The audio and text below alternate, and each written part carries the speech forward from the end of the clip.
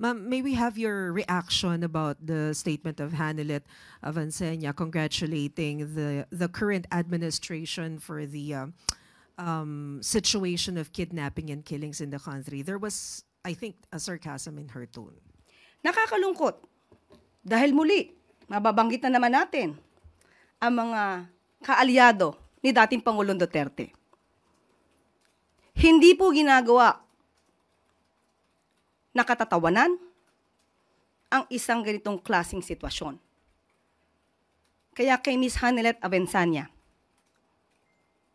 huwag niyo pong gawin na issue. Dahil may buhay po ditong nakasalalay, may mga buhay na nawala. Huwag niyong gawing issue ito at gawin niyong katatawanan ang gobyerno. Hindi natin malaman bakit ganon ang naging attitude ni Ms. Hanilet. Parang ikinatutuwa pa ba niya na may mga ganitong sitwasyon sa bansa? Hindi ba dapat bilang Pilipino, nagkakaisa tayo upang ang bansa natin ay umangat? Hindi lamang para sa taong bayan at para na rin mapakita natin sa buong mundo na ang Pilipinas at ang mga Filipino ay nagkakaisa. Huwag silang gumawa ng gulo dahil hindi po yan maganda. Huwag nilang simulan ang gulo sa pamamagitan ng pagbibigay ng ganitong mga klaseng remarks o pananalita. Ang Pangulo po at ang administrasyon ay kinukundina ang bawat krimen na nangyayari sa bansa. Sa katunayan nga po, nagpatalaga na po ang Pangulo, nagkaroon na po ang PNP ng Special Investigation Task Force para mag-focus po sa kaso na ito ni Mr. Anson Ke. At itong si Police General Elmer Ragay, a former director of the Anti-Kidnapping Group, ay na-relieve na po dahil hindi po nasisiyahan sa pagkakataong ito sa kanyang performance.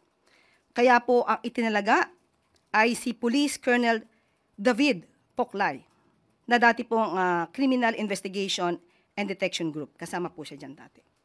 So, makakaasa po ang taong bayan at ang buong sambayanan na hindi po tutulugan ng gobyerno ang mga ganitong klaseng sitwasyon. Pananatilihin po natin na magkakaroon ng hustisya. Bibigyan natin ng hustisya ang dapat nabigyan ng hustisya at hindi po natin hahayaan na mangyaring muli ang naganap sa mga naging biktima ng EJK. Kaya muli pinapanawagan po natin kay Ms. Hanilet Avancenia. Huwag na po sana mamutawi sa inyong bibig ang mga gintong klaseng pananalita. Dahil hindi po rin natin gugustuhin i-congratulate ang dating Pangulong Duterte sa mga nagawa pong EJK. Dahil po buhay po ang pinag-uusapan dito.